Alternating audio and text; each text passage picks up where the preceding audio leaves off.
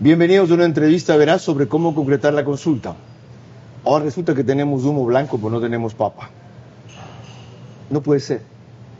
Sí, ya están los resultados, no se los programa oficialmente. No empieza a correr el plazo de 5 días para que el Ejecutivo mande los textos que corresponden. Y mientras tanto, el PCC anuncia que va a retomar reformas al COIP, que en buena medida reforma la consulta, y otros establecen reservas diciendo que no creen lo que se votó, e incluso se permiten hablar de algunos modular y otros complementar lo que se trató. ¿Qué hay que hacer entonces para concretar la consulta? Doctora Pamela Aguirre, directora del Observatorio Jurídico Social de la UES, bienvenida. ¿Cómo empezaría a responder usted esa pregunta? Buenos días, Carlos, Nino y a todas las personas que nos siguen. A ver, hay que distinguir los resultados de la reforma de la Constitución y los resultados de la consulta popular propiamente dicha o consulta popular de tipo plebiscitario.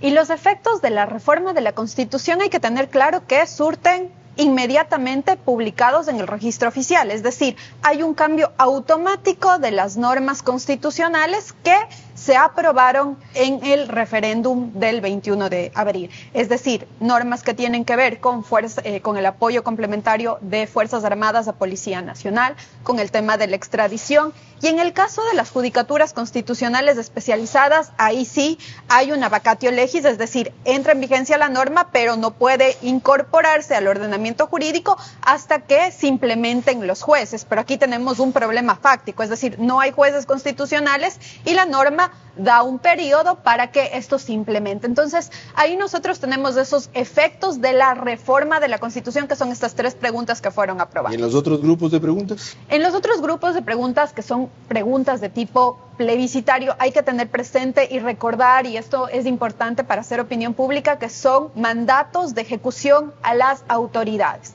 Y estos mandatos de ejecución a las autoridades significan que nosotros, el momento en el que aprobamos las 6 preguntas siguientes, lo que le dijimos es: te autorizamos, presidente, y queremos que envíes los proyectos de ley para que la Asamblea los tramite en el término de 60 días. ¿Qué es lo que se espera? Se espera que se cumpla con este mandato popular directamente entregado al presidente y a la legislatura. Ok. El penalista Nino Casanello está aquí justamente porque representa la otra vertiente jurídica del análisis que complementa mucho de lo aprobado en la consulta y a lo cual ya se ha referido la doctora Pamela Aguirre. Ahí viene el trabajo de orfebrería. Por ejemplo, lo que más se va a discutir. La consulta aprobó incrementar las penas y dijo para cuáles delitos. ¿Quién decide en cuánto incrementar las penas? Muy buenos días, doctora Aguirre, Carlos, a la audiencia. Pues indefectiblemente la Asamblea. El proyecto va de mano del Ejecutivo, pero la discusión es legislativa, dicha por el mismo texto de aprobación. Entonces vamos a empezar a escuchar varias vertientes, ¿no? Propias del pensamiento penal normal. Quienes creen que el incremento indiscriminado de penas no va a ser la solución, en tanto, por ejemplo, no se tome el control de centros penitenciarios, aun cuando se deban cumplir a rajatabla y sin opciones a regímenes de prelibertad u otros. Y aquellos que crean, como por ejemplo el asambleísta Gutiérrez, que ha sido muy incisivo en señalar que se necesita incrementar las penas sustancialmente. Vamos a empezar a escuchar cosas como las que ya vive Perú, con 40 años, por ejemplo, por una delincuencia organizada, y ahí se va a centrar un debate importante, por eso además son recursos. Y en eso, el espíritu de la ley, como dicen a veces los juristas, no debe ser la guía. ¿Cuál es el espíritu de la pregunta, por ejemplo, sobre el incremento de penas para que no se vayan a barbaridades como 40 años o nimiedades como 2 años? Ahí tiene que haber una fusión entre la teoría y lo práctico y la ejecución, ¿no? La teoría nos indica... ¿Que la regula quién? Bueno, la Asamblea, en ambos casos. Pero no hay una propuesta del Ejecutivo que es el patrón sobre el cual se va a discutir. Claro, él va a proveer los datos, pero el Ejecutivo en esta propuesta... ¿Los datos? Sí, claro. Tiene que decir cuánto quiere incrementar las penas, pero también nos tiene que decir cuánto cuesta un reo durante cuántos años y en cuánto tiempo piensa rehabilitarlo y cuánto va a invertir en rehabilitarlo. ¿Y no es mandatorio lo que el Ejecutivo proponga como incremento porque está interpretando la consulta que le propuso? No, y es justamente lo que señalaba la doctora. El mandato es a las autoridades de ejercer sus potestades. Está dicho varias veces en el dictamen de corte. En otras palabras, Ejecutivo, tú con la capacidad de proponer leyes, llévala a la Asamblea y que la Asamblea le discuta en el trámite legislativo. Una cosa más, usted hizo una diferencia en el caso de las judicaturas constitucionales sobre la imposibilidad de que entre en vigencia una aplicación de inmediato. habló de la vacatio legis para ese caso. Se puede entender, además ya han hablado que requiere $6 millones de costo. Mira, ok. Y en las otras que dicen inmediatamente, ¿qué? Se aplican una vez que se publican en el registro oficial, porque la Constitución es norma jurídica suprema. Es decir, que inmediatamente se puede hacer ¿qué? Inmediatamente, por ejemplo, el presidente, a propósito de la propuesta de Policía Nacional del comandante general, de la necesidad del apoyo complementario de Fuerzas Armadas, bien podría emitir el decreto ejecutivo con base en el cambio constitucional del 158, a propósito, por ejemplo, de perseguir o necesitar más apoyo en los temas de combatir la delincuencia organizada, y entonces emite ese decreto entra en vigencia automáticamente y habrá el control constitucional que se determina en el anexo y también el control político que puede darse por parte de la Asamblea. ¿Aplica eso a extradición? También podría aplicar extradición. ¿Por qué? Porque es una norma procedimental. Es decir, el momento en el que se publique y cambia diametralmente el texto, porque esto sí es importante también señalar, Carlos, que lo que se cambió es diametralmente el texto. Actualmente, hasta que se publiquen los resultados, nuestro texto constitucional dice no hay extradición de ecuatorianos. El momento en el que se publique, ese texto se borra, para ser muy gráfica, y va a decir que hay extradición de ecuatorianos con base en la normativa internacional y con base en los límites. ¿Y es cierto que operaría solo si hay un tratado de ese tipo con el otro país?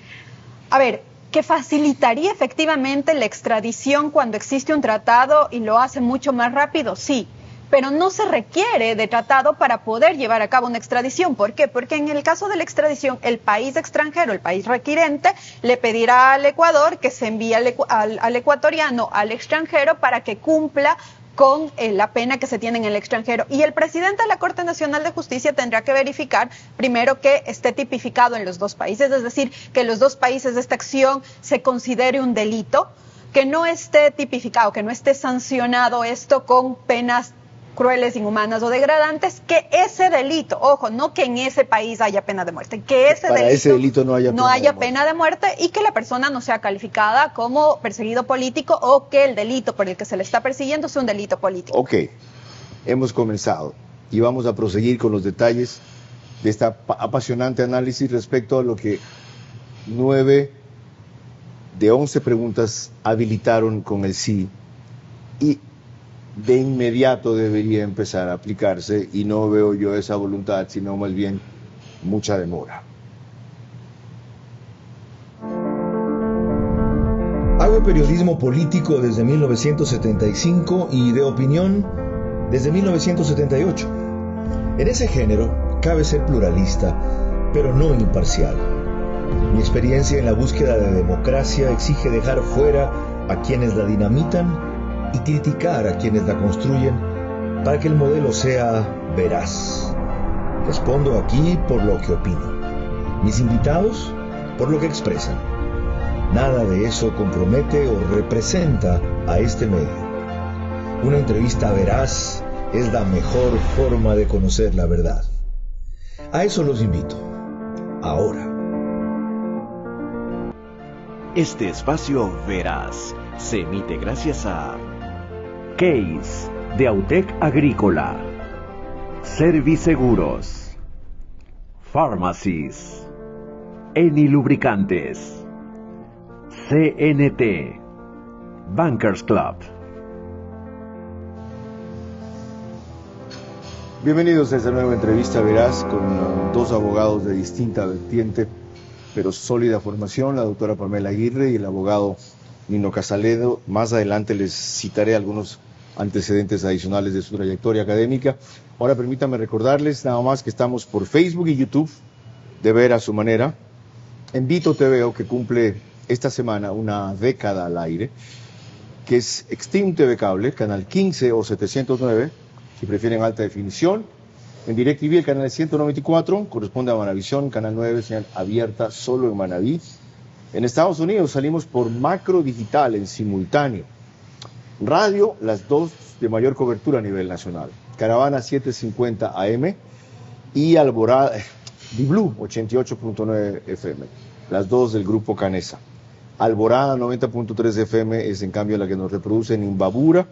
Y el reprise es el domingo en Extrema 92.5. Tungurahua y Cotopaxi. Vamos pregunta por pregunta. Ok.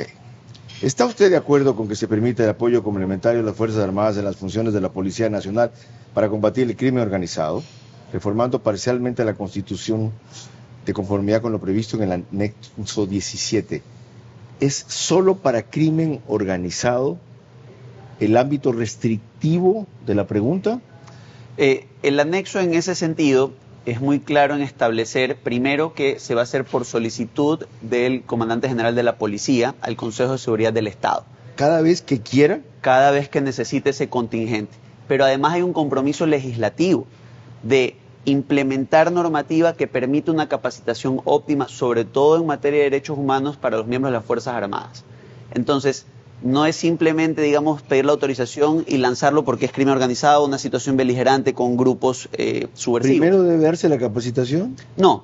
Esto, como lo señalaba la doctora, es de aplicación inmediata, pero está en el anexo un compromiso por implementar legislación que permita esta adaptación, incluso para cumplir con estándares de Corte Interamericana de Derechos Humanos, que señala que Fuerzas Armadas no debe dedicarse per se a seguridad interna, sino excepcionalmente. ¿Se requerirá un solo decreto, doctora, o cada vez que haya una necesidad de aquello, un decreto? Porque dice que las tareas complementarias se ceñirán a los delitos de narcotráfico, lavado de activos, tráfico de armas y de personas, terrorismo, minería ilegal, extorsión, intimidación y delincuencia organizada.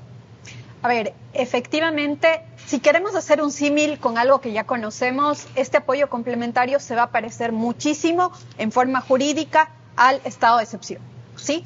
Si quieren, y queremos ser muy coloquiales, son primos. ¿Por qué? Porque primero, efectivamente, se tiene que promover, tiene que haber una causa por la cual se va a requerir este apoyo complementario, que son precisamente aquellos delitos establecidos en este artículo 158 que va a cambiar.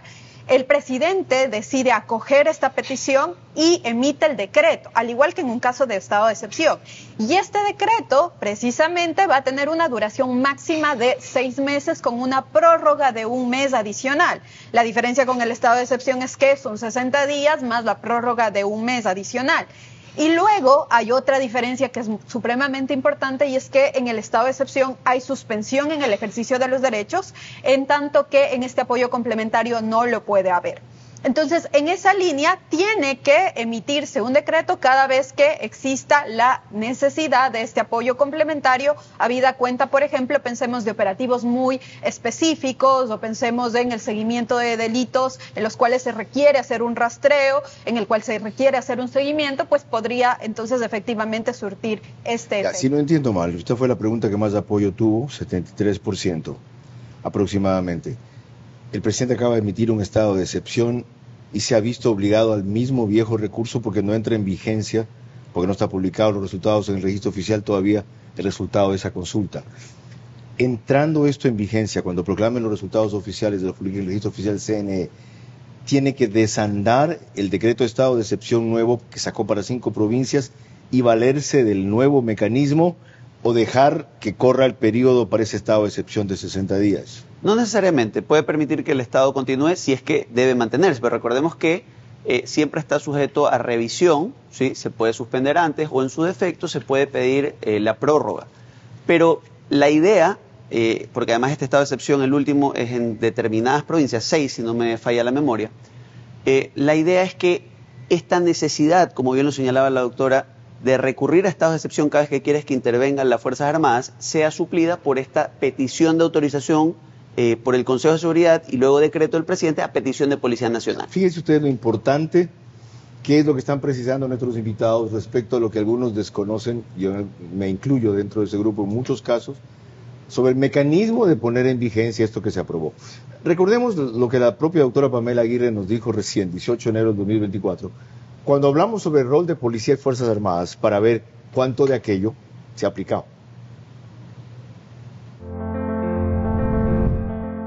La primera tanda de preguntas, desde mi punto de vista, tienen un efecto eminentemente político, que es del apoyo ciudadano. Perdón, repensar el rol de la fuerza pública. Estamos en eso desde el 2000. Las Fuerzas Armadas hicieron un libro blanco que no hicieron. Y ahora que estamos con el agua al cuello, queremos ponernos a repensar el rol de la Fuerza Armada. Pero es que tenemos que concretarlo. Por ejemplo, entonces lo que se eso necesita, es otra cosa. Entonces es una figura de un grupo de élite intermedio entre policía y Fuerzas Armadas que precisamente pueda hacer ese socorro, ese auxilio, y podrían generarse los cambios legales. Por eso hacía referencia que la primera tanda no es tan vacía, porque eventualmente pero sí es es necesario. necesario. Eso es otra cosa, eso es admitir que las Fuerzas Armadas tienen que cumplir un rol interno que no les guste, y debatimos cuál es el rol, pero no que, ido el estado de excepción, vuelven a sus cuarteles. Pero por eso entonces necesitamos todas las reformas que sean necesarias precisamente para transitar a estos mecanismos intermedios, estos grupos intermedios especializados para poder reaccionar adecuadamente. Cuando discutíamos eso entonces, la consulta no estaba tan bien definida. ¿No se requieren los mecanismos de los que usted hablaba entonces ya? No, de hecho, precisamente a propósito del apoyo ciudadano, lo que se requiere es precisamente transitar aquello. Lo que dice Nino es totalmente cierto, y me parece a mí que también hay que enfatizar, porque muchas personas dicen, bueno, pero ¿por qué en el anexo dice entonces que en los 200 días la legislatura emitirá una normativa correspondiente? Es que lo uno no quita lo otro, es decir, que la Constitución entre en vigencia y que se pueda aplicar no significa o no le dispensa a la legislatura de tramitar este proyecto de ley. ¿Para qué? ¿Para regular, restringir qué? Para canalizar. ¿Por qué? Porque cuando nosotros no tenemos una norma que reglamente el desarrollo de esta figura, se van a presentar muchos vacíos. Y Carlos, en nuestro país eso ha pasado en innumerables ocasiones. ¿No es mejor eso? Dejar el ámbito abierto en vez de comenzar a restringirlo tanto que entonces las transgresiones sean mucho más frecuentes y la camisa de holgura que se le dio a la Fuerza Armada ahora se convierte en una camisa de fuerza, sí, pero no. Acá siempre y cuando, allá sí se puede. A ver, hay cuestiones que sí son necesarias que se vayan puntualizando. Por ejemplo, temas procedimentales. Por ejemplo, en los tiempos en los que se tiene que tramitar a propósito el decreto, es decir, si el comandante general plantea esta propuesta al presidente, en cuánto tiempo el Consejo de Seguridad debe atender esto y el presidente tomar una decisión. Y esto a mí me parece supremamente importante. ¿Por qué? Porque va perfeccionando el mecanismo. Y de igual manera, aunque pueda parecer que es una camisa de fuerzas, a mí sí que me parece que es importante que se establezca cómo va a realizar el control la Corte Constitucional. Y como demócrata que me considero, prefiero que sea la legislatura la que determine los parámetros generales a que la Corte lo vaya haciendo caso a caso, y esto puede caer en la conveniencia. Ok, dentro de esa regulación, cabe lo que usted decía el otro día en Vera a su manera, que esto va a implicar para las Fuerzas Armadas una serie de tareas administrativas adicionales, como hacer un reporte o un informe que la distraigan, uno, de su función principal, y segundo, le quiten tiempo y le creen complejidades, porque resulta que el parte lo hizo mal, el soldado está violando la ley, y por esa vía entonces van a decir, ok, me acaban de decir, venga, entre, participe, pero me ponen tal cantidad de requisitos que lo que me hacen es dar miedo de poder intervenir. Y es que ahí vamos a tomar, como siempre hablamos de ejecución, el caso del 9 de enero. Ese día el ordenamiento jurídico, si lo vamos a ver de cara a la consulta recién aprobada, era mucho más restrictivo del que tenemos desde el domingo anterior. Sí. Pero lo que hubo de todos los poderes del Estado, Corte Constitucional, Corte Nacional de Justicia, Asamblea y Ejecutivo principalmente, fue voluntad política para restaurar el orden. Porque más allá de la amplitud o estricta camisa de fuerza que podamos tener, lo importante es que este apoyo, ¿sí?, se dé a la Fuerza Armada, pero hacerle entender también, Carlos, porque es igual de peligroso abrir esa puerta del desafuero, de la falta de control, que tampoco se pueden cometer abusos. Y aquí voy a poner... Un ratito. Sí. Tampoco se puede cometer abusos. Claro que sí. Y tampoco se pueden cometer abusos, no. Que los abusos tienen que ser excepcionales y aislados. ¿O usted cree que las Fuerzas Armadas van a tener una intervención quirúrgica perfecta, más aún si no tienen interferencia en esto? ¿Qué creen que son los cascos azules? O sea, ¿por qué plantean una vaina ideal que a los militares les mete miedo otra vez cuando esto les quita el miedo de decir intervenga? Carlos, solo déjeme poner sobre la mesa un hecho. Perdón, soy más claro. Decir que inevitablemente van a existir abusos, creo yo que los van a existir, y excesos, pero que tienen que ser aislados y tienen que ser sancionados y tienen que ser evitados. Exactamente eso pedimos, pero ahora pongo un tema sobre la mesa. No, usted dijo tampoco se pueden cometer abusos. Mire el poder que le estamos dando al Consejo de Seguridad del Estado, no solo en esta pregunta, sino también en la extinción de dominio. Mire el poder al calificar grupos terroristas. No haciendo nada. Y yo le pregunto ¿por qué le preocupa el poder del Consejo de Seguridad del Estado? Yo le pregunto a usted, ¿y qué pasa si mañana ese Consejo de Seguridad del Estado o la siguiente persona que se sienta en Carondelet tiene otro tipo de intenciones con esa cantidad de poder. ¿Qué vamos a decir entonces? Que esa reforma entonces nunca legislamos nada porque hoy el buen presidente, mañana puede ser sucedido por un mal presidente. Ahí sí creo, y por eso el anexo plantea la necesidad de regular ampliamente esto para tener límites, porque cuidado, sustituimos la opresión de la delincuencia organizada por la opresión de un Consejo de Seguridad sin rendir cuentas. ¿Usted cree que un COSEPE puede llegar a ser opresivo? Por Dios. No lo sabemos. ¡Ay, Dios! Un ente democráticamente elegido y constituido puede ser equivocado, puede ser abusivo, pero puede ser opresivo. ¿Qué les pasa a ustedes, los garantistas a ultranzas de los derechos humanos? ¿Ya ven cómo nos tienen en América Latina por esto? Creo que hoy no, pero no sé mañana, Carlos. Y creo que hoy hemos visto un esfuerzo importante. Es imposible desconocer a las Fuerzas Armadas su papel en restaurar el orden, sobre todo los acontecimientos de enero. Pero siempre hay que pensar a futuro. Y lo que tenemos que entender es que entregar un gran poder supone también dar gran responsabilidad. Y si la reforma ha exigido que se capaciten es justamente para crear Fuerzas Armadas ecuánimes y conscientes de su labor, porque cuidado, le estamos entregando demasiado poder. Eso es todo. Esto último es lo que más quiero, más que rescatar, destacar de lo que acaba de decir Nino Casanelo. Tengamos claro que otorgar es un gran poder, es dar también una gran responsabilidad. Y que las Fuerzas Armadas no pueden usar esto para legitimar lo que antes han sido abusos y excesos aislados. Pero tampoco como pretexto para decir no. Me dijeron entre y ahora me dicen no entre, sino solo en estos casos. Por Dios, más de eso cuando volvamos.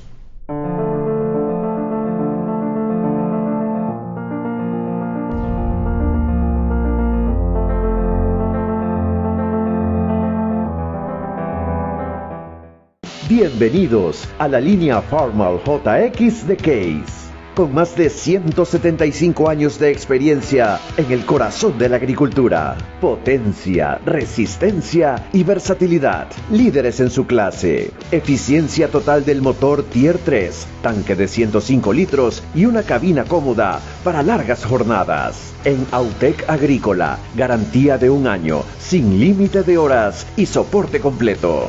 Farmall JX de Case, liderando el camino en la agricultura moderna. Enseguida, Pamela Aguirre, constitucionalista, le digo yo, ella es directora del Observatorio Jurídico Social de la UES, y Nino Casanelo, penalista, sobre cómo concretar la consulta. Y apenas nos hemos quedado en la primera pregunta. Últimamente tengo el alma y la mente consumidas por la leyenda y la figura de Rocky Balboa. Específicamente de su amor por Adriana, de cómo él decidió transformar su vida y convertirse en este ser humano grande y poderoso. Estaba cansado de su chip anterior y optó por un nuevo chip. De la misma manera que tú puedes optar por un nuevo chip prepago de CNT, con 100 minutos de llamadas a otras operadoras y llamadas ilimitadas dentro de CNT, así como 18 gigas de navegación alucinante. Ponte pilas, mantén tu mismo número y sé como el cemental italiano. Cámbiate de chip, cámbiate a CNT.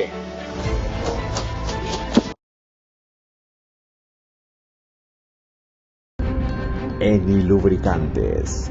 Protege tu motor al máximo. Eni Lubricantes. Trabaja constantemente para tu satisfacción. En la ciudad, en el campo o en las condiciones más adversas, puedes estar tranquilo. Importados desde Italia. Eni Lubricantes. Siente el rendimiento.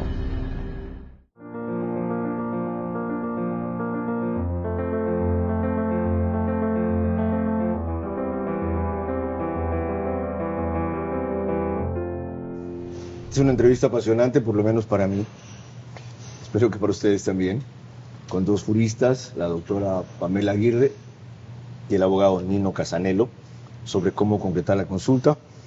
Antes de proseguir, quiero destacar que estamos con ustedes gracias al auspicio de Case, Autec Agrícola, Serviceguros, Eni Lubricantes, Pharmacies, CNT y el Bankers Club, desde cuyo piso 33, más que emitimos, grabamos este programa que va ya por su 5ª temporada y su 2018, 24 de noviembre, 6º año.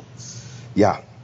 Nino Casanelo ha sido reiterativo algunas veces que lo he invitado al insistir en que no bastan las regulaciones que se están consiguiendo para combatir el crimen organizado, si a la vez no se ataca esto que él recuerda aquí? Hay que atacar a la estructura económica que subyace a la violencia, porque al final del día ese es el negocio. ¿Le va a erradicar? No, pero le va a bajar la fuerza, sí. ¿Haciendo qué? Ya han dicho ustedes quién tiene que ocuparse, entidades de control, la UAFE, tiene que estar el SRI, Superintendencia de Compañía. Pidiendo balances, pidiendo soporte económico, procesando defraudación tributaria. ¿A quiénes? ¿A los sospechosos de estar involucrados con eso? A los lavadores, a las personas que articulan las estructuras de lavado. Lo acabamos de ver con el Contralor Carlos Poli. ¿No lo están haciendo, abogado? No lo están haciendo. Porque no tienen suficiente contingente, porque tienen temor y porque no hay suficiente preparación a nivel de función judicial. ¿Cómo se enfrentan las tres cosas? ¿Cómo se resuelve lo de suficiente contingente? Política, suficiente contingente, más personal. Voluntad política, entrega de recursos y coordinación, si es que hay temor, para acompañarlos. ¿Tienen miedo? Entonces, ¿cómo se hace para vencer el miedo? Acompañándolos y dándoles resguardo mientras hacen las investigaciones. ¿Y capacitación? ¿Cómo se hace para eso? Claro que sí, trayendo a los expertos internacionales. Aquí localmente tenemos gente muy preparada para decirles dónde ver un balance. ¿Se puede formar en compliance a un grupo de profesionales? Sí, claro que se puede, y no solo en compliance, en auditoría forense se puede buscar dónde están las debilidades y atacar los excesos económicos. Okay. Eso fue tan reciente como el 24 de abril, y aquí me voy a saltar abruptamente las preguntas A, B y C, que de alguna manera hemos tratado en las intervenciones iniciales, a la última que abordaba esta materia. Y si está usted de acuerdo con que el Estado proceda a ser titular, propietario de los bienes de origen ilícito o injustificado, simplificando el procedimiento de la Ley Orgánica de Extinción de Dominio conforme al anexo de la pregunta.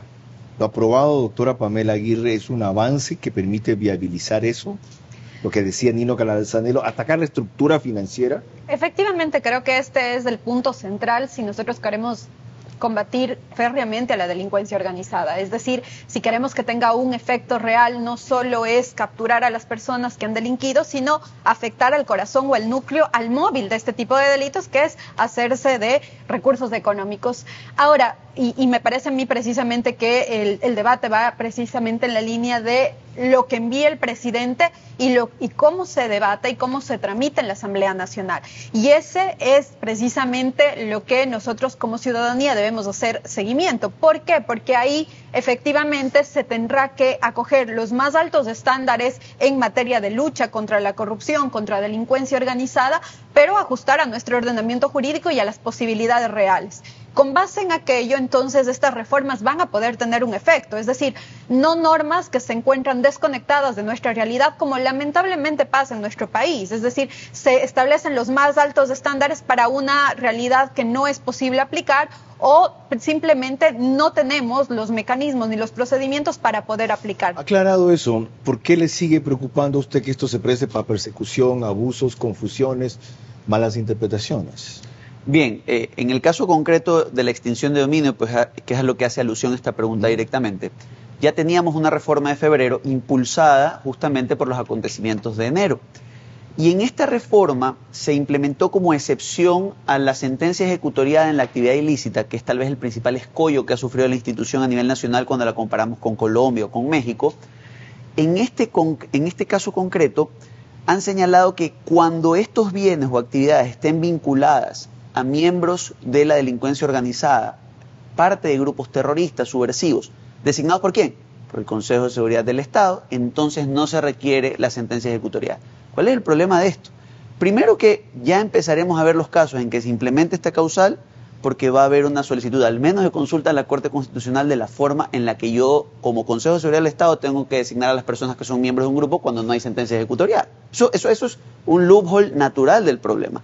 Pero luego, cuando eso se dé, uno de los graves problemas es que la gran cantidad de lavados, salvo esfuerzos interesantes y aplaudibles como el que pasó con el hijo de un ex cabecilla presuntamente muerto, esta semana, donde se le encontraron $700.000 introducidos al sistema financiero, el problema es que la mayoría de lavadores están en otra parte de la actividad. Como están en la parte de estructuración de la operación, el principal delito que cometen o es enriquecimiento privado no justificado o defraudación tributaria.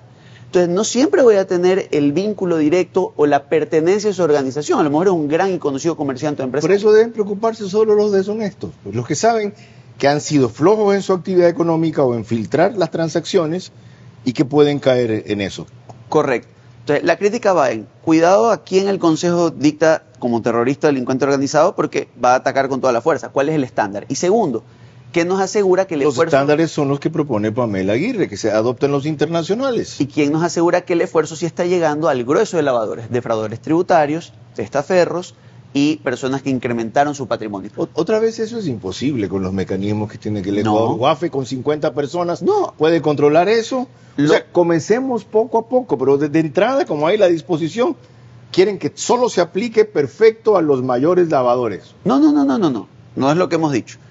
Es lo que yo interpreto. No, y hay que ser claro. Hay una norma y tiene que hacerse perfecta, porque si no el riesgo es que porque se equivocan con uno, la norma no sirve. No, lo que hemos dicho es que la norma ataque la causa principal. Y aquí hay un enfoque interesante que a lo mejor se puede aprovechar en la reforma que tiene que enviar el Ejecutivo, y es, ¿por qué en lugar de centrarse tanto en el concepto de actividad ilícita, se posiciona la idea de falta de justificación del incremento? Yo creo que hay otro temor, que como se ha hablado de que la penetración del narcotráfico es generalizada, y hay gente que ha tenido transacciones, contactos, relaciones, sin que lo sepa, con otros comercialmente, jurídicamente, que no parecen o no se imaginaban o no se sabían que tenían relación con el narcotráfico, aquí va a caer Raimundo y todo el mundo. Pero yo creo que, y a propósito de la reflexión de Nino, el Estado tiene muchas capacidades si trabaja coordinadamente.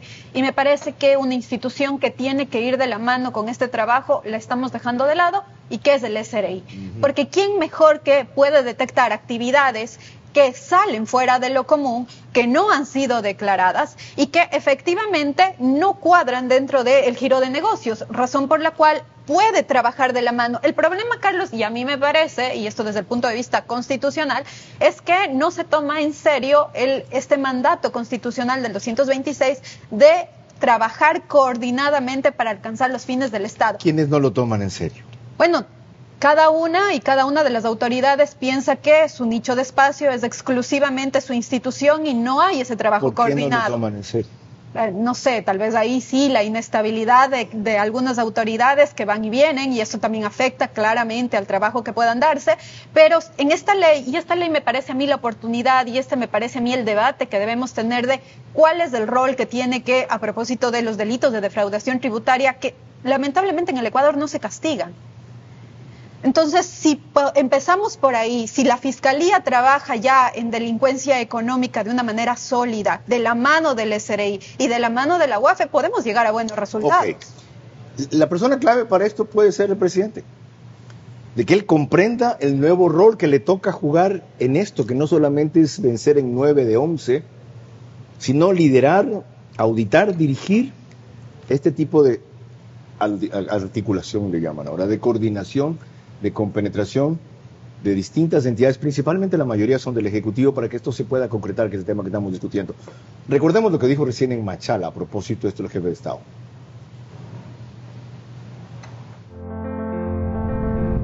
Luego de que el país le dijo sí al futuro, no cederemos ni un paso a la violencia, a la corrupción y a la impunidad.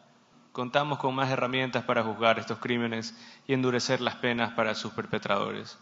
No detendrán al nuevo Ecuador, porque estamos en la dirección correcta, y gracias al pueblo ecuatoriano con su firme y claro respaldo en las urnas, hoy, aquí en El Oro, podemos celebrar sus batallas con la frente en alto y decirle al Ecuador que gracias al valor y decisión del pueblo ecuatoriano vamos a ganar esta gran batalla. Esta victoria es de la gente, esta victoria es de las personas que quieren un mejor futuro y que sus hijos vivan mejor que ellos.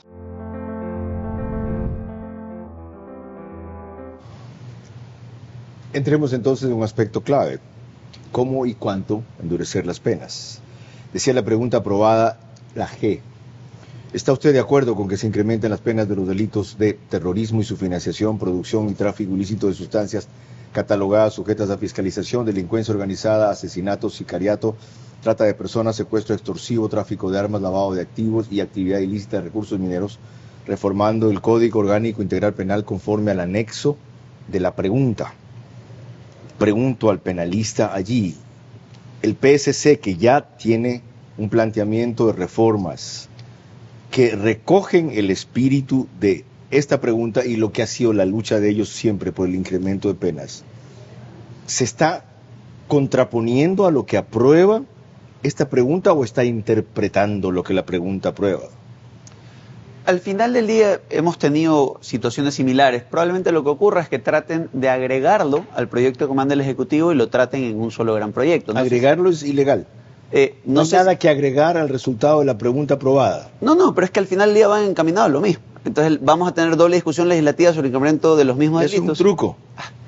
El punto, y aquí para abonar al debate, es: van a centrarse en los clásicos delitos, incluidos los de reciente data, la delincuencia organizada como extorsión. Tienen que centrarse en los que menciona la pregunta. Pero principalmente en financiamiento del terrorismo, en la faceta económica. Que sean igual de severos y más duros con ellos como lo son con el delito de peligro, llámese delincuencia organizada, asociación ilícita, o con el delito de producción. Hay que ser igual de severos. ¿Podemos hablar en porcentajes para no hablar de años del incremento de las penas? Quieren ser duros, póngale 25 años al empresario que se presta para financiar el terrorismo. ¿Y tiene cuánta penalidad eso ahora? En este momento es de rango medio, deberá estar entre 5 y 7 o de 7 a 10 más o menos. Usted no es una partidaria del incremento de penas, ¿verdad? A ver, yo, y en este punto sí me gustaría hacer énfasis que precisamente este tipo de preguntas, en lugar de generar este vacío que muchas de las personas pueden decir, ¿y ahora qué pasa a propósito de lo que se envía? Me parece que son el espacio oportuno para saber qué tipo de derecho penal queremos en el país y hacia dónde apuntamos. Ya lo aprobó la gente. Quiere un derecho penal más punitivo. Punto. Ya lo aprobó la gente, no hay que discutir eso. Y lo quieren en estos términos. ¿Todos ustedes quieren discutir una discusión que ya se saldó? No. Conceptualmente sabemos que queremos un derecho penal mucho más fuerte. Pero en términos de ¿qué es lo que vamos a atacar? Eso es lo más fuerte, más punitivo. Que estén más tiempo encerrados los que más daño causan a la sociedad y no salgan antes de cumplir la totalidad de la pena. No porque eso disuada a los delincuentes, no, sabemos que igual van a robar, matar o extorsionar, sino porque mantiene más tiempo aislado a ese grupo de hacer daño al grupo bueno. Pero el derecho penal es un tema que le corresponde a la sociedad y precisamente por eso es que esta es una gran oportunidad. Doctora, ya la sociedad se pronunció. No, pero efectivamente tenemos el concepto, pero no tenemos la proporcionalidad. No tenemos el concepto, hay una pregunta, hay un grupo de delitos específicos a los cuales piden más pena. Ajá. Y justamente, entonces no le dicen cuánto. Pueden ser 50 años como puede ser un día. Entonces a eso es precisamente es el debate que debemos tener. Es decir, no debemos, y me parece a mí que como en este momento no podemos encargar el tema de si es más fuerte, pero no sabemos cuánto, porque ya hemos aprobado, a no tomarnos en serio este debate que sí es de carpintería, pero que sí nos corresponde como sociedad. Usted puso muy bien los extremos. 50 años o un día. ¿Cómo evitamos que esto vaya del exceso a la burla? Por eso. El debate de la proporcionalidad. En derecho penal, el derecho penal constitucional lo que establece precisamente es que hay principios rectores y ese principio rector es de la proporcionalidad. Y ese debate de la proporcionalidad del un día o los 50 años es lo que le corresponde a la sociedad. Pensando y que tenemos en eso, que trabajar en eso. ¿Podemos hablar de un porcentaje que aplicaría lo que es proporcionalidad? Por ejemplo, que se aumenten en 30% las penas. Sí. ¿Suena racional? Desde luego, y aquí voy a tomar un ejemplo que usted señalaba. ¿Suena lógico? Sí. Usted dice, pero es que la gente teme haber tenido negocios con quien no conocía y luego estar involucrado en lavado de activos o financiamiento del terrorismo, porque si lo haces hoy con un grupo terrorista, pues va a ser financiamiento del terrorismo. Entonces ahí viene la pregunta. Cuando yo le pongo nombre y apellido al caso, de repente esa severidad, por ejemplo en financiamiento del terrorismo, no, pero es que mira, no sabía, uno no sabe con quién trata. Ok, hagámoslo por fases. Vamos a discutir el incremento de penas. Hagamos un gran proceso de transparencia donde la gente que cree haber tenido trato con estructuras de delincuencia organizada, que se le puede haber contaminado una transacción, las pone de frente. Miren lo que se viene. Y qué importante es tomar en cuenta lo que piden mis invitados. Que se debata. ¿Y cuán corto se queda este programa para ese debate? Que me comprometo a ampliar, y apenas hemos tratado muy superficialmente 4 o 5 preguntas con la frecuencia necesaria, porque resulta que las 9 preguntas por el sí no solo abrieron puertas, sino caminos, que hay varios por los cuales transitar. ¿Cuál es el adecuado para corresponder lo que el espíritu de la pregunta quería? ¿Quién interpreta el espíritu de la pregunta también? El legislador, decían antes, hay que recurrir al espíritu de la ley, pero no me pongo tan filosófico. Vamos a un detalle más político para aterrizar en qué puede acabar todo esto. ¿Qué tienen que aprobar muchos de los textos por lo menos en cuanto a reformas del Código Penal. La Asamblea. Y esto dice un legislador del bloque mayoritario. Nosotros no confiamos en la palabra del presidente. El presidente, lamentablemente, al principio de su gestión le dimos el voto de confianza para poder aprobar sus leyes. Luego le planteamos de que nosotros no estaríamos de acuerdo con el incremento de impuestos y se lo hizo, nuestros votos en contra. Le planteamos la no necesidad de hacer un teleseco en China y lo hizo. Le planteamos la necesidad de aprobar aquí en la Asamblea reformas al COIP y ahorrarle al país 60 millones de dólares. No lo hizo. Nosotros no confiamos en la palabra del presidente. Por lo tanto, cualquier proyecto de ley, cualquier iniciativa que venga del Ejecutivo hay que mirarlo con lupa, porque no confiamos. Nosotros estamos abiertos a seguir revisando los temas que beneficien a la gente en temas de seguridad, en temas de empleo, pero lo que venga del Ejecutivo tenemos que revisarlo con lupa. Al buen entendedor por señas, entiendo que su paisano es Juan Cando Leonardo Barrezueta, ¿verdad? Bueno, él es de lo más centrado, de lo más racional y de lo menos radical que hay en la Revolución Ciudadana. Y aún así deja claro que ya no confían en la palabra del presidente. Eso hace prever que una mayoría se puede resistir a no aprobar los textos que le mande el Ejecutivo a la Asamblea. La obligación, Carlos, es de debatirlas y aprobarlas. Y eso hay que tener presente y los asambleístas, la mayoría al menos creo que tiene claro. ¿Esto qué quiere decir? Que dentro del proceso legislativo puede darse algunos cambios, sí, pueden darse, pero dejar de aprobarlo sería desconocer el mandato popular. ¿Y qué tal si los cambios desnaturalizan la idea de la pregunta? Recordemos que el presidente tiene el poder del veto. ¿Sí? Entonces el proceso legislativo está diseñado precisamente para que en nuestro sistema, nos guste o no, existe una competencia cargada en el proceso legislativo del presidente, con lo cual el presidente tiene la última palabra. Okay. A mí me parece que eso sí es importante tener presente. Si el espíritu de lo aprobado en la consulta, por buena voluntad, diferencia, desconfianza u oposición, lo desnaturaliza la Asamblea, recuerda bien la doctora Pamela Aguirre que el presidente tiene el poder del veto, podemos terminar con que los resultados de la consulta no vayan a aplicarse inmediatamente como se pretendía. ¿Cómo evitar eso? Bueno, ahí voy a ser muy claro, y yo he sido muy crítico sobre todo de la consulta popular, de las preguntas de mandato legislativo. Todo lo que entra a la Asamblea al final del día es una lotería que se va a medir en el debate legislativo. Entonces, la apreciación, la democracia indirecta en ese sentido va a meter mano y va a tratar de reinterpretar de acuerdo a su potestad lo que el pueblo dijo. Entonces, ahí voy yo. ¿Quién va a decidir si la prioridad es incrementar la pena y asegurar que se cumple el financiamiento del terrorismo o por enésima vez va a tratar de reformular el tráfico de sustancias? Entonces, la esencia de lo que quiere la gente es una solución en seguridad. ¿Cómo se la interpretaron en la consulta? Más penas. Un alivio. Ya. Solución no hay. Ni aquí, ni en México, ni en Estados Unidos. Sí hay una, Carlos, siempre la digo. En Singapur. Ejecución. Si yo empiezo a ver la gestión, si yo empiezo a tener control, si yo empiezo a ver a la súper sobre el pescuezo de los delincuentes, a la de bancos, a la de compañías, a la de control de poder de mercado, si yo empiezo a ver que ordeno la casa, es un ejercicio sencillo. Cuando cambia el sistema de elecciones en este país. No necesariamente. Cuando la gente se empodere y obligue exija a algunos cuerpos colegiados a hacer lo que están haciendo ahora por fin, Consejo de la Judicatura, el CPCCC. Hagamos un llamado a la Asamblea que deponga los procesos de fiscalización de tinte eminentemente político y los llame a ver en gestión a todos los miembros de la Función de Transparencia y Control Social qué están haciendo para luchar y limpiar, poner en orden la economía para que los órganos judiciales y de control puedan hacer su trabajo. Otra utopía, ¿sí ve? No. Estamos en año electoral. ¿Usted cree que se puede hacer eso?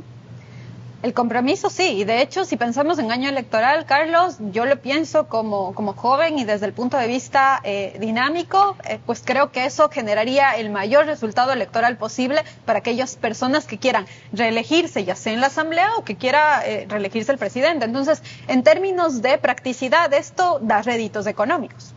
Ahí tienen ustedes cómo de la consulta puede derivar una gestión política que fortalezca a la consulta por un lado, y por otra, a los impulsores de una verdadera rendición o petición de rendición de cuentas respecto a problemas urgentes que sí es necesario resolver. Comenzando en lo jurídico, terminamos inevitablemente en lo político, y es que uno y otro está ligado inevitablemente. Ya volvemos.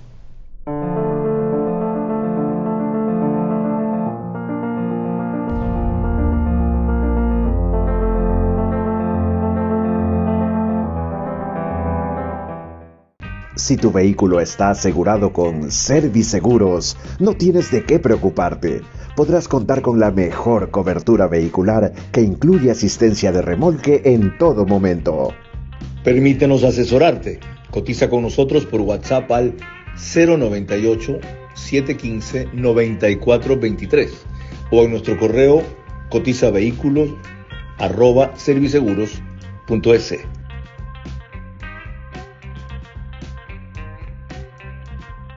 Me queda poco tiempo, pero mucho contenido. Con eso proseguimos. Y si quiero que mi pedido llegue, ¿dónde y cuándo lo necesito? Elige la forma de pedir que prefieras, porque... Ahí está Pharmacies, ahí está Pharmacies. Y si quisiera canjear mis puntos para viajar...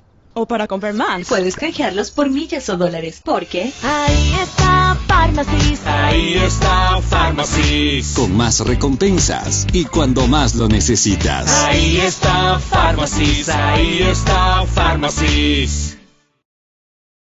Bienvenidos a la línea Farmal JX de Case, con más de 175 años de experiencia en el corazón de la agricultura. Potencia, resistencia y versatilidad. Líderes en su clase. Eficiencia total del motor Tier 3, tanque de 105 litros y una cabina cómoda para largas jornadas. En Autec Agrícola, garantía de 1 año, sin límite de horas y soporte completo. Farmal JX de Case, liderando el camino en la agricultura moderna.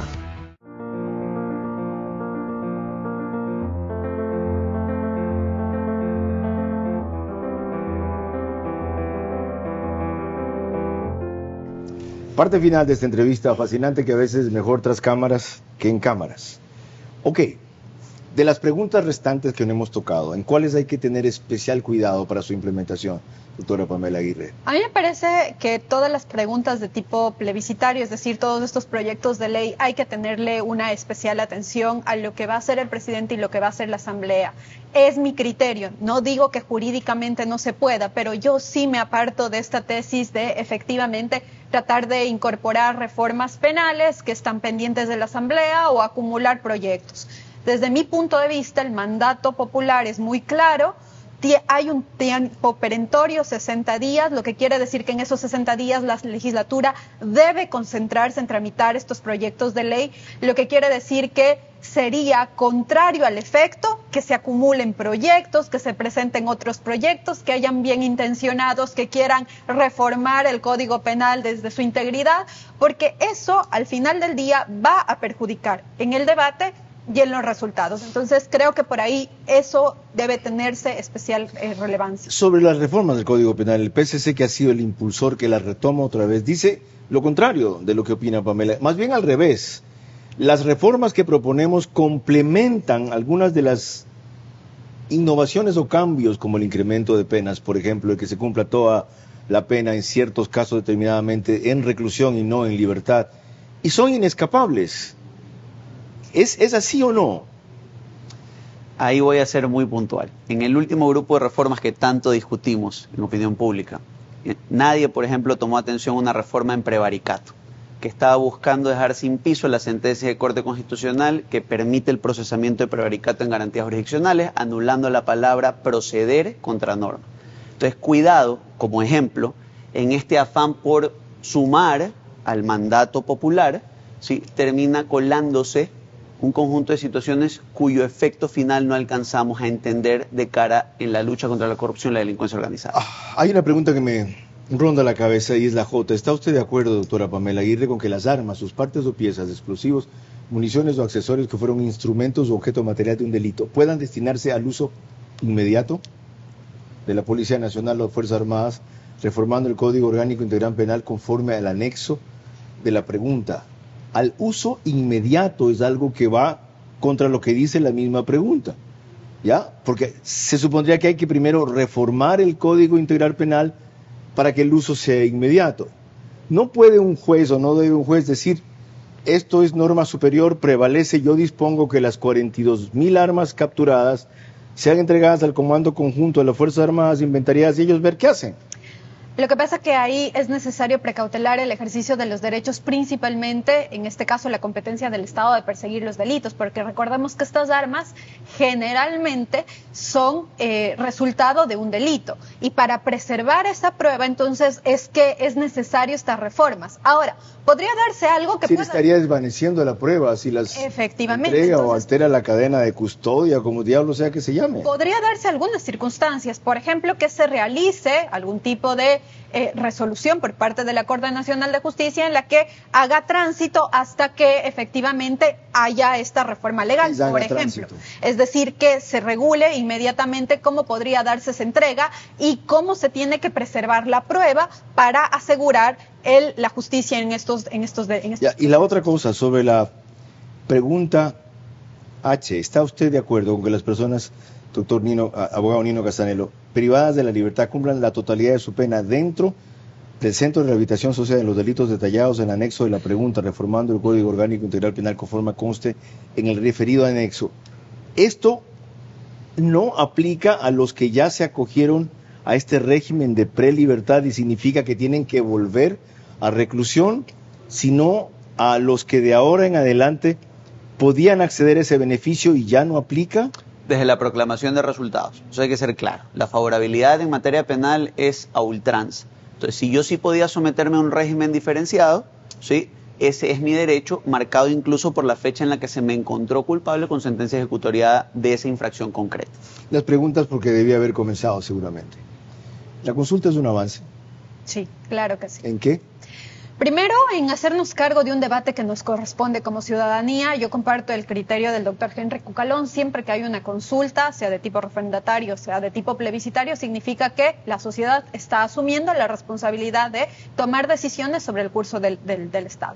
Y luego, además, creo que, Carlos, fue un proceso limpio, fue un proceso transparente, fue un proceso en el que se confrontaron ideas y que además también tiene un resultado cuya lectura es muy favorecedora. No estamos votando en plancha, estamos reflexionando por temas y eso también significa que nos estamos haciendo cargo del problema. ¿La consulta es un avance? Sí, desde luego. Incorpora herramientas, nos obliga a tener una discusión en materia de seguridad importante con aristas económicas, con aristas de implementación directa. Finalmente hemos tomado el toro por los cuernos en cuanto a cuál es el rol de Fuerzas Armadas que queremos como sociedad. Sin duda que lo es. Lo importante ahora es entender cómo lo vamos a implementar y que luego la ciudadanía, así como lo votó, como habíamos comentado hace un momento, pida la fiscalización necesaria para que rindan cuenta sobre cómo se implementó esto. Importante lo que ustedes acaban de destacar. Con las conclusiones de ambos de nuestros invitados volvemos enseguida. Pero lo principal lo acaban de decir ya. La responsabilidad no acaba aprobando esto, votando en 9 de 11 sí, sino aportando a su ejecución, a la fidelidad y del respeto a lo que se votó, y comprometiéndose también a pedir cuentas y dar apoyo en la línea que se ha previsto.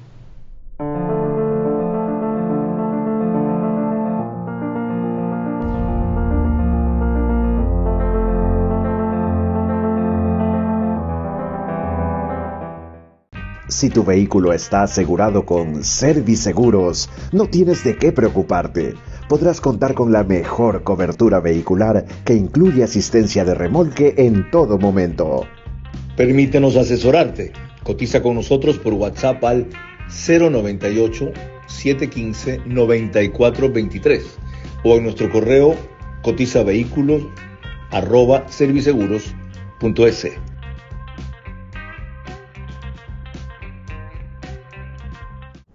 Y si quiero que mi pedido llegue ¿dónde y cuándo lo necesito? Elige la forma de pedir que prefieras, porque... Ahí está Pharmacies, ahí está Pharmacies. Y si quisiera canjear mis puntos para viajar o para comprar más, puedes canjearlos por millas o dólares, porque... Ahí está Pharmacies, ahí está Pharmacies. Con más recompensas y cuando más lo necesitas. Ahí está Pharmacies, ahí está Pharmacies.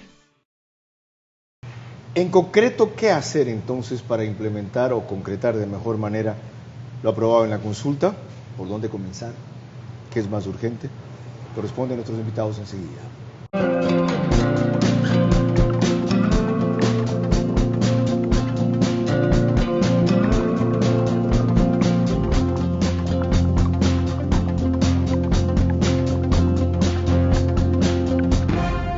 a las 22 horas. El Ecuador lucha con bastante madurez, con bastante información, y la consulta sí lo dice. De lunes a viernes y domingos.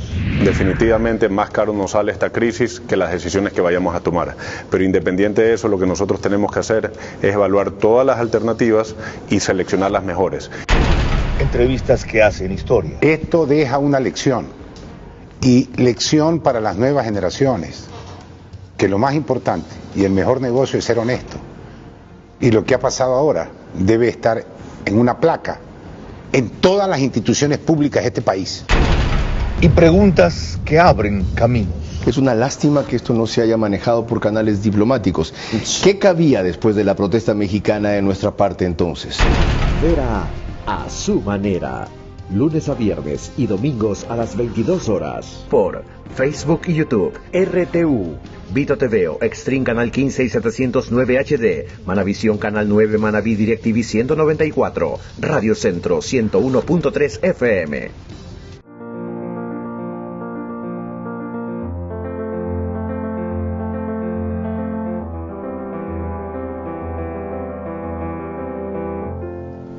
Voy a repetir algo que digo con mucha frecuencia, y es porque usualmente les quedo debiendo a ustedes más sobre el tratamiento de temas tan complejos, apasionantes y profundos, y es que no descarto molestar otra vez a mis invitados con un capítulo número 2 de lo que ahora apenas hemos empezado, cuando a la vez empiece a procesarse la consulta como debe, para desde el principio estar vigilantes, atentos y orientadores con juristas de esta valía a su real naturaleza, no a la conveniencia política.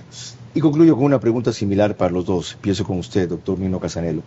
De todo lo que hay que hacer, ¿qué es lo más importante en tener en cuenta como principio rector para concretar la consulta? Lo he dicho en otros espacios, Carlos, creo que hay que llamar a la discusión a la función de transparencia y control social, junto al SRI y a la UAFE, hacerlos levantar información para que cuando estos proyectos de mandato popular estén listos, Fiscalía y Función Judicial cuente con los insumos necesarios para procesar la faceta económica de la delincuencia organizada y el terrorismo. Esa es mi apreciación puntual. Igual inquietud para usted, doctora Pamela Aguirre. Entender que la ciudadanía quiere resultados, y los resultados se dan a través de distintos medios. Uno, el señalado por Nino; otro, que el ordenamiento jurídico ofrezca respuestas, pero principalmente el compromiso de todas las autoridades de tomarse en serio que la ciudadanía quiere mejorar el tema de seguridad y que además también va a asumir esa responsabilidad. La responsabilidad no se acaba, por lo tanto, en votar sí, en ganar 9 de 11, en vencer por goleada, en haber tenido la actitud tan madura, racional, discriminatoria de decir no, yo no soy borrego de los del sí, porque me dice Carlos Vera 11 sí, no, coincido contigo en 9. No, yo no soy borrego de los del no, porque me dicen los correístas todo no, coincido contigo en 2. Y en que el votante supo separar su escozor, su malestar, su contrariedad, por el momento crítico que vivíamos con los apagones, de la apertura a nuevas salidas que nos da la consulta. Pero no se contenten con eso, no se resignen a eso. Y acaban de escuchar de la doctora Pamela Aguirre, el abogado Nino Casanello, lo que hay que seguir haciendo como sociedad, unos más, otros menos, pero todos algo, para que esto no sea una burla, sino un mandato popular. Depende de que se activen, de que dejen de ser espectadores y pasen de verdad siempre, no solo cuando los llaman a las urnas, a ser protagonistas. Hasta la próxima semana.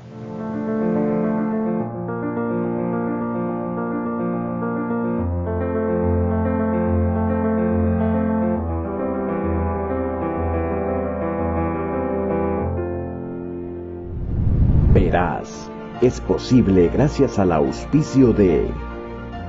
Este espacio Verás se emite gracias a Case de Autec Agrícola, Serviseguros, Pharmacies, Eni Lubricantes, CNT, Bankers Club. Transmisión simultánea Vito TVO, Manavisión, Macro Digital Televisión, Caravana 750 AM, Tiblu 88.9 FM, Alborada 90.3 FM Imbabura, Extrema 92.5 FM en Tungurahua y Cotopaxi.